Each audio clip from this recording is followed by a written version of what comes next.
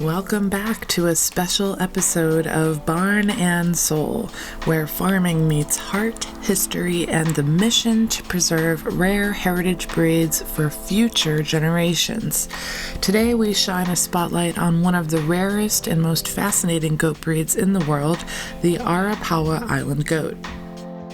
These goats are more than just adorable. They're survivors, living pieces of maritime history, and their presence here represents our deep commitment to preserving rare and endangered farm breeds.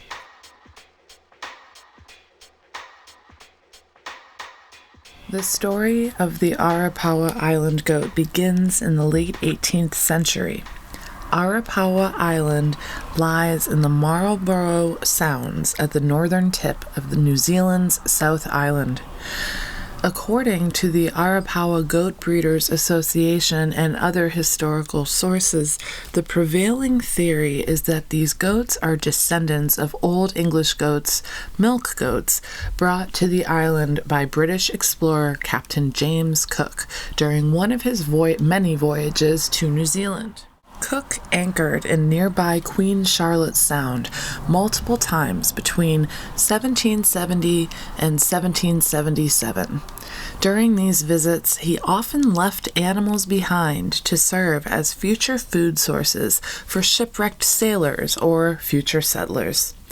While the exact documentation about the goats isn't necessarily definitive, oral histories and genetic evidence strongly suggest that the goats on Arapawa Island descended from Old English breeds that Cook and his crew released. The genetic isolation of the island allowed these goats to develop into a distinct population over the centuries. Today, they are considered a landrace breed, meaning they developed naturally over generations rather than being selectively bred by humans. These animals adapted remarkably well to the island's steep terrain and harsh conditions, living feral for nearly 200 years. In the 1970s, efforts began to recognize their uniqueness and protect them from government eradication programs aimed at restoring native flora. There is some very serious irony happening there. Arapawa goats are critically rare.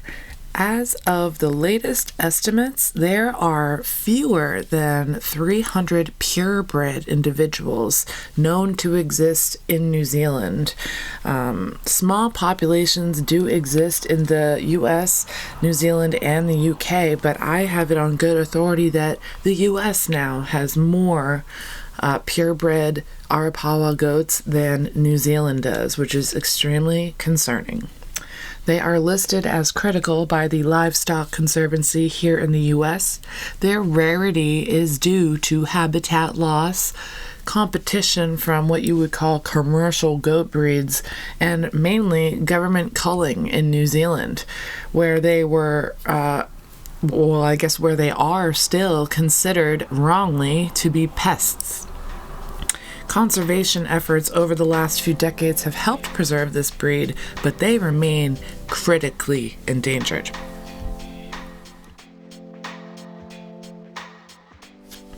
Here at Dalby Farm in Scituate, Massachusetts, we are honored to provide a permanent home for several Arapawa Island goats, and we have been doing this for over 25 years. Each one has a name, a personality, and a purpose. These goats are part of our educational mission. They're ambassadors for conservation who help us tell the larger story of rare breed preservation. Arapawas are medium-sized with long, coarse hair and backward sweeping horns. They're intelligent, hardy, deeply inquisitive, traits likely honed by generations of surviving in the wild. They tend to be agile and sure-footed, often climbing rocks and structures with total ease. Arapawa personality traits include being gentle and curious, hardy and independent. They're excellent foragers with strong hooves suited for rocky terrain. Distinctive features are their shaggy coats, which are often featuring black and white or brown coloring, and as I mentioned, those long sweeping horns. They are highly intelligent and extremely social, and they definitely bond closely with caretakers.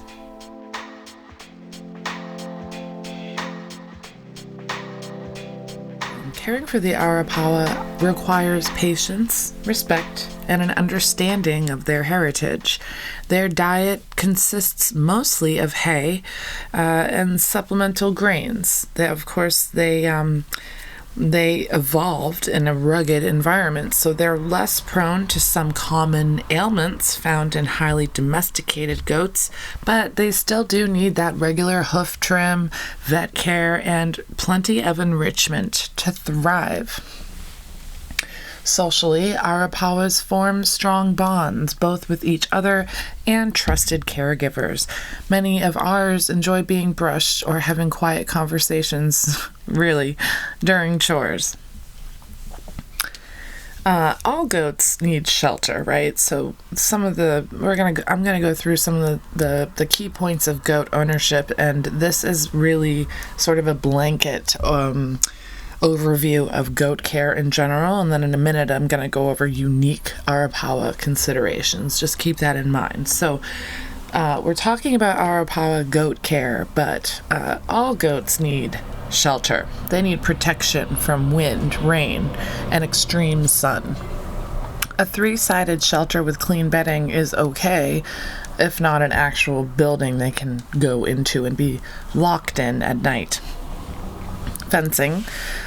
Secure fencing is essential. Goats are escape artists. They don't see it that way, but we do. 4 to 5 feet tall fencing is pretty much ideal. Some say use electric reinforcement. We have never needed that and never will utilize it. You don't need that, but some will tell you, electric reinforcement, but that's not what we'll tell you. Nutrition. Goats require access to clean hay, fresh water, and loose minerals. Blocks can promote overconsumption or dental wear, so they do suggest loose minerals formulated for caprines. Goats are herd animals, so you need to keep at least 2 goats together at all times. It's very important for their well-being. Having 1 goat is just not a thing. You should not do that. Every 4 to 6 weeks, depending on terrain, you personally, as the caregiver, would have to keep an eye out on this, but they need their hooves trimmed. You can either learn how to do it yourself or find a professional in your area who can come do this for you, but it prevents hoof rot and lameness, and it's not optional, so we need to keep an eye on those hooves. Vaccinations and deworming. You will have to have a vet that will come, and you can schedule regular checkups with this goat savvy vet. CDT vaccine is essential, believe me. And arguably, most importantly, day to day, their enrichment is very important and should not be underestimated. Goats love to climb and explore, so have some rocks, platforms, something around that they can browse, whatever it may be. Maybe alternate things in there to help prevent boredom. Because yes, they can get bored and then they get destructive and then you're mad. So let's be preventative, proactive versus reactive, as I like to say.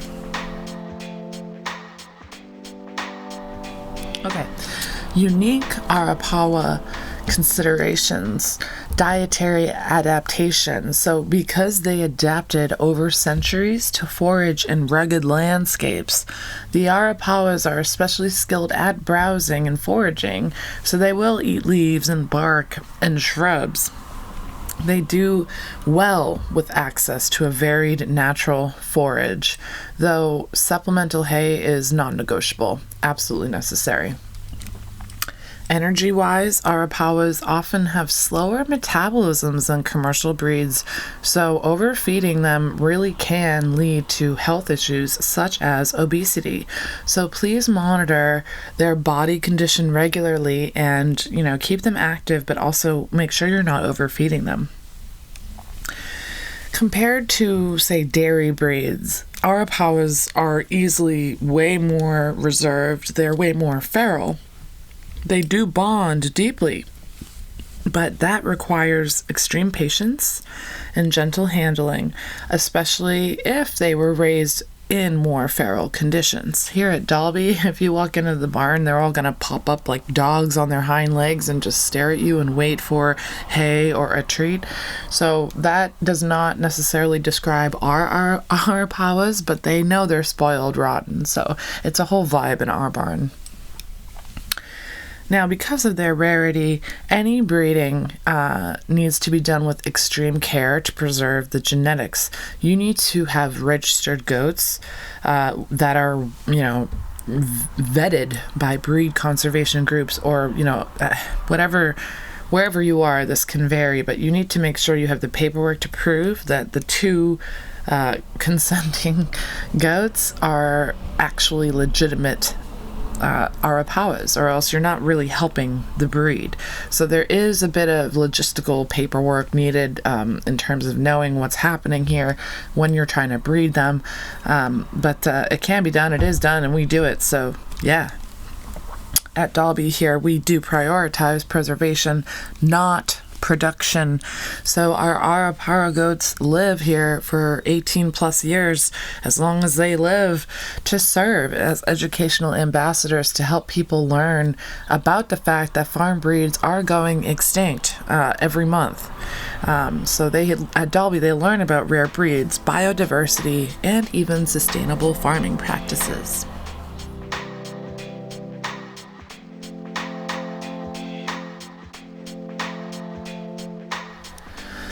In the grand scheme of livestock conservation, Arapawa goats are a genetic treasure. DNA testing confirms that they are genetically distinct from modern commercial breeds. Their preservation helps maintain biodiversity, and it safeguards traits like disease resistance and foraging efficiency that really may prove valuable in a changing world.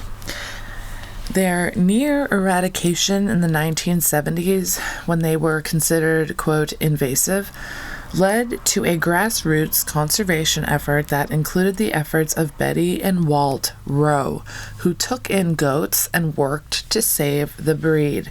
Thanks to those very early efforts and ongoing support from breed associations and sanctuaries around the world, Arapawa goats are still with us, but their numbers are still concerningly low. Every Arapawa goat alive today carries history in its genes, a legacy that stretches back to the age of exploration. By caring for and educating others about these goats, we're helping to protect a living piece of agricultural and maritime history. These animals are reminders of the importance of preserving what's rare, resilient, and often overlooked. So I thank you for joining us today to meet this extraordinary Arapawa Island Goat. If you want to support rare breeds like this one, consider visiting our online country store. Over 50% of all proceeds go directly toward the care and upkeep of our animals, of these educational ambassadors. Every purchase helps preserve a piece of living history.